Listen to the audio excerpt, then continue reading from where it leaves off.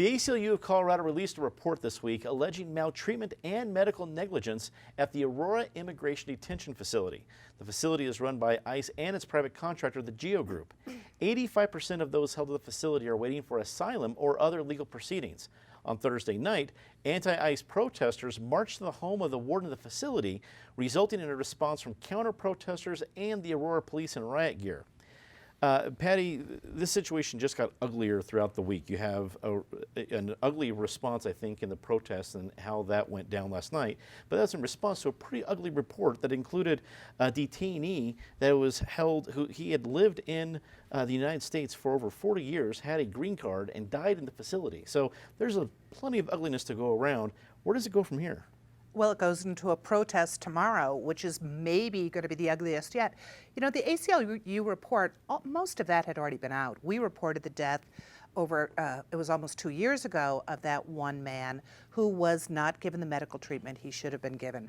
ICE and GEO, which is a multi-billion-dollar corporation which runs it, did not release the documents they were supposed to. They were slapped earlier this summer for violating provisions that are set up federally for detention centers. You know, no one loves coddling prisoners, whether they're people in immigration or in Colorado prisons. Whenever we write stories about that, people get very upset. But the fact is, there are certain standards that we have agreed on federally as what civilized people do, and we're not meeting them at GEO. So there was a dog and pony show there last month where they neglected to really address some of these issues like overcrowding, medical issues.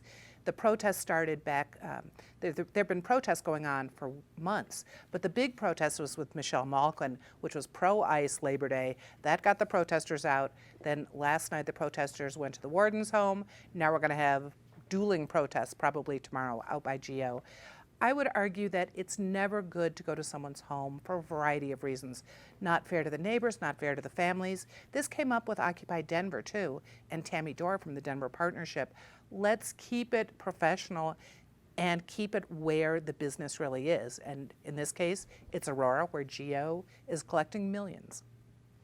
Michael, it seems to have some, I guess, odd political overtones here, because you have folks who are coming out saying we're pro-ICE regardless of what's going on. You can be pro-immigration laws and pro-immigration standards and still find fault if it's not being held up. It's like being supportive of police, but if there's a rogue cop, you can still be pro-police and against a rogue cop.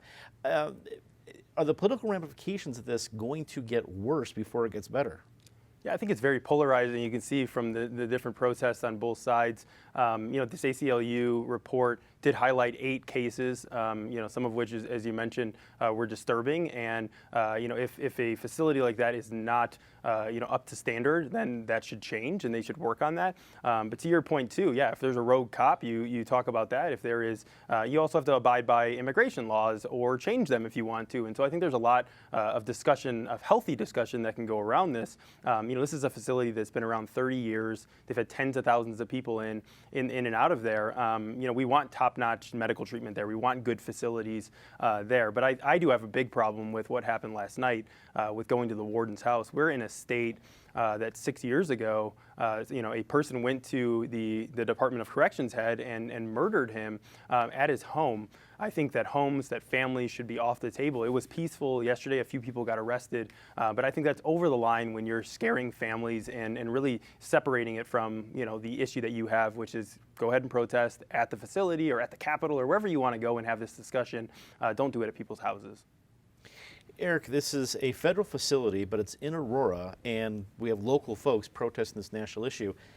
Who steps in to try to at least address the issue? Because it's only seemingly going to get worse, but who's in charge of trying to at least bring some sort of conversation or some peace to the situation?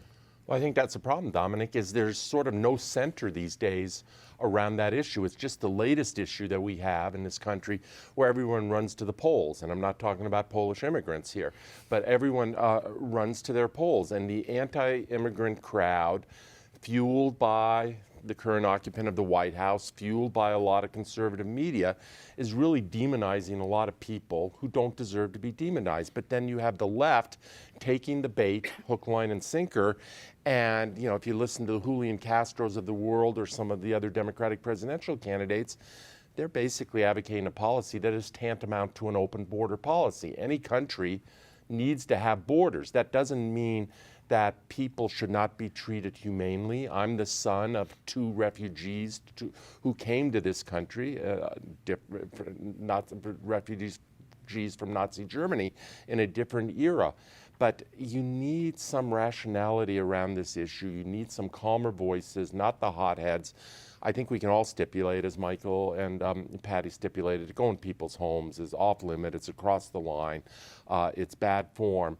But whether we're talking about Aurora or whether we're talking about this macro issue around the country, you need some common sense voices who aren't all in with either Donald Trump or all in with the Julian Castros of the world. Natasha, Aurora is about to elect a new mayor. It's a pretty hotly contested race. Does this become an issue for that race? Because all these things are happening in their soon-to-be town that they'll be running. Absolutely. I think this is a perfect example of where all politics are local. I mean, Colorado is hundreds of miles away from any international border. This is a federal issue. This is an international relations issue, but it is something that we feel in our communities every single day, and particularly for people who are living in Aurora. You know, there are people who are at this facility, but there's also community members who work at this facility, as we're talking about, but there's people who are protesting this facility who also live in our community. So this conversation absolutely has to be had on a very local level, and I think it will be something that is discussed in those Aurora races, but I think we're going to see it more and more in other races as well. We've already seen the Denver City Council sort of tackle this topic as well, and that's going to be an ongoing conversation as we look at what we do to move forward with funding and halfway houses and what those programs are going to look like. So this is just the latest chapter of what is going to be an ongoing conversation, probably through next November and beyond.